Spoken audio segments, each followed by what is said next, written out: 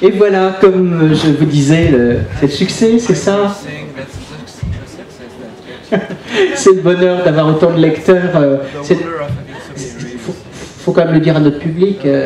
Robin, bien sûr, vous avez bien compris que je me suis réservé ce café littéraire. Personne n'aurait pu me le prendre. Vous êtes la marraine du festival et j'en profite pour vous dire que lorsque vous êtes venu pour la première fois en 2003, c'était courageux parce qu'on était un tout petit festival qui débutait et vous avez eu l'extrême gentillesse de nous faire confiance. Alors qu'on comptait les présences devant les livres et dans les conférences, c'était sur 4 jours quelques centaines de personnes. Aujourd'hui, on est parti dans d'autres échelles. Et puis pourtant, vous êtes toujours aussi chaleureuse avec nous. Le festival est aussi facile à faire fonctionner parce que le bonheur, il est réciproque. Et il paraît qu'il y a comme un air de magie sur Épinal. La ville ne pourrait plus se passer de son festival. Et je crois que le festival ne pourrait pas se passer non plus de cette ville où il se passe des choses. Alors, c'était tout à fait évident quand on a cherché un parrain ou une marraine. On a d'abord pensé français, ce qui était logique. Et puis, on a eu des noms, et des noms qui seront peut-être des parrains et des marraines pour les années à venir. Puis on s'est dit, surtout pour les 10 ans, il nous faut quelqu'un. Et on s'est dit, mais il faut quelqu'un de talentueux, il faut quelqu'un qui a un grand succès public, mais il faut aussi quelqu'un qui soit attaché au festival. Et puis il faut quelqu'un qui soit chaleureux et qu'on aime. Et on s'est dit, mais c'est évident, c'est Robin Hobb. Merci d'être là, et merci d'avoir accepté, Robin Hobb. Maintenant, on va passer au livre, parce que vous êtes surtout venus pour ça.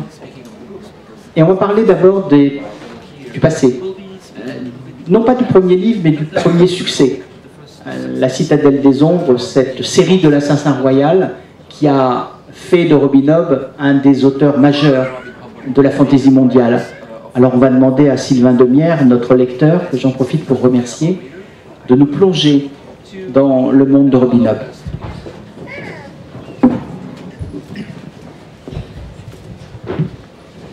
Connaissez-vous une ville que vous avez préférée à Castelserre? Humbre se redressa prudemment, ses mains pâles pleines de minuscules graines noires. Pose-moi franchement la question au lieu de tourner autour du pot. Je lui exposai donc la proposition de Je aurais pu, et aussi ma brutale prise de conscience que les cartes n'étaient pas que de jolis dessins en couleurs, qu'elles représentaient des lieux et des possibilités réelles, que je pouvais m'en aller ailleurs, devenir quelqu'un d'autre. Me faire scribe ou... Non. Le ton d'Humbre était posé mais tranchant. Où que tu ailles, tu resteras le bâtard de chevalerie. Je aurais pu être plus perspicace que je ne le croyais, mais il ne comprend quand même pas. Il ne voit qu'une partie du tableau. Il a bien vu qu'ici, à la cour, tu seras toujours un bâtard, une espèce de paria. Mais ce qu'il ne perçoit pas, c'est qu'ici, bénéficiant des bontés de Subtil, poursuivant ton éducation sous ses yeux, tu n'es pas une menace pour le roi. Effectivement, tu es sous l'ombre de chevalerie, ici. Effectivement, elle te protège. Mais en t'en allant de Castelserre, loin de ne plus avoir besoin de cette protection, tu deviendrais un danger pour le roi Subtil et un risque encore plus grand pour ses héritiers après sa mort. Ne va pas t'imaginer menant l'existence simple et sans entrave de scribe itinérant. Pour toi, ce serait plutôt la gorge tranchée dans ton lit ou une flèche dans le cœur au détour d'une route. Un frisson glacé me parcourut. « Mais pourquoi ?» demandai-je à voix basse. Humbre soupira. Il versa les graines dans un plat et s'épousta légèrement les mains pour en faire tomber les dernières. « Parce que tu es un bâtard royal et l'otage de ta propre lignée. Pour le moment, comme je te le disais, tu ne représentes aucune menace pour Subtil. Tu es trop jeune, et par ailleurs, il a fait en sorte de toujours pouvoir garder un œil sur toi. Mais il réfléchit à long terme, et tu devrais en faire autant. Nous vivons une époque troublée. Les raids des Outriliens sont de plus en plus audacieux. Les gens de la côte commencent à grommeler en disant qu'il nous faut davantage de navires de patrouille, voire, selon certains, des navires de guerre pour exercer des représailles. Mais les duchés de l'intérieur ne veulent pas mettre la main à la bourse, surtout pour des bateaux de combat qui risqueraient de nous précipiter dans une guerre générale. Ils accusent le roi de ne s'intéresser qu'à la côte, sans se préoccuper de leurs agricultures. Les montagnards accordent de plus en plus chichement le droit d'emprunter leur col. Les taxes sur les marchandises s'envolent tous les mois un peu plus. Du coup, les négociants maugraient et murmurent entre eux. Au sud, à bord du sable et plus loin, c'est la sécheresse et les temps sont durs. Là-bas, tout le monde se plaint ouvertement, comme si le roi et Vérité étaient responsables de leur situation. Tant qu'il s'agit de boire une chope, Vérité s'en tire très bien. Mais ce n'est pas le soldat ni le diplomate qui était chevalerie. Il préfère chasser le daim d'hiver ou écouter un ménestrel au coin du feu, qu'arpenter les routes au cœur des frimas par un temps glacial, rien que pour maintenir le contact avec les autres duchés. Tôt ou tard, si la situation ne s'améliore pas, les gens vont commencer à se dire « Après tout, un bâtard, il n'y a pas de quoi en faire tout un plat. » C'est Chevalerie qui aurait dû monter sur le trône. Il mettrait bien vite de l'ordre dans tout ça. Il était peut-être un peu strict sur le protocole, mais au moins, avec lui, le travail était fait et il ne laissait pas les étrangers nous marcher sur les pieds. Voilà, en quelques pages, au début du cycle, l'univers est posé. Vous avez un monde de fantaisie qui est puissant visiblement, mais dont on sent que les premiers craquements se font sentir, un ennemi extérieur, des conflits sous-jacents à l'intérieur et une menace interne dans la famille royale, avec un personnage qui va devenir un des personnages centraux, qui peut être à la fois une menace qu'il faut éliminer ou un serviteur du roi.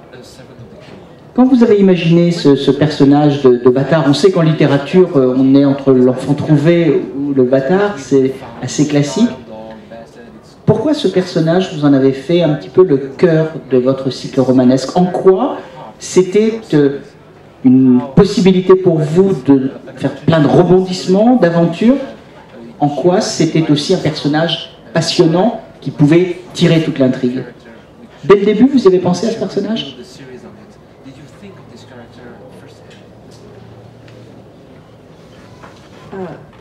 Fitz was a character who was with me for a long time before I began to write him. I had deliberately chosen to look at some of the cliches in fantasy and try to make them fresh again. Cliches occur because at the heart of them there is something that speaks to all of us. So the person who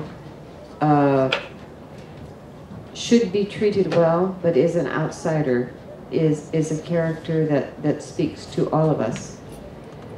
And I wanted to write him in a way that made him the main character of the book, even though he would have been an outsider to the inner circles of power. Fitz est un personnage qui est resté avec moi pendant longtemps, même avant que je commence à l'écrire. J'ai délibérément choisi d'examiner les clichés qu'on trouve en fantasy et de faire en sorte de leur donner un petit coup de rajeunissement. Parce qu'au cœur des clichés, il y a quelque chose qui nous parle à tous. Par exemple, cette personne que l'on devrait traiter correctement, mais qui est en fait une forme, finalement un étranger ou une sorte d'étranger, c'est quelque chose qui nous parle à tous. Et c'est ce qui m'a intéressé chez lui et ce qui m'a donné envie d'en faire un personnage principal, qu'il soit justement un étranger au cercle interne du pouvoir. Il y a un autre élément, un autre thème important dans ce cycle de l'assassin royal, c'est la magie. Alors on dira dans fantasy, la magie, c'est quand même assez courant, c'est pas dans tous les livres de fantasy, mais c'est quand même une bonne partie de la fantasy.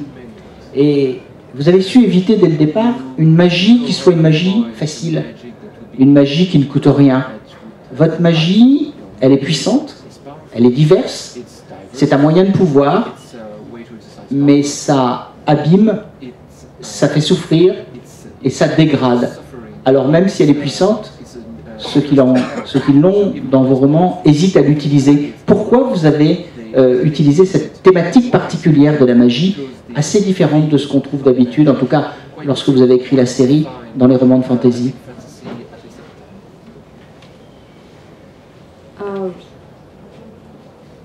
I think that was actually the first seed of the Farseer trilogy, was a question that I wondered, which was, what if magic was an addiction, and what if the addiction was destructive to the person who had it?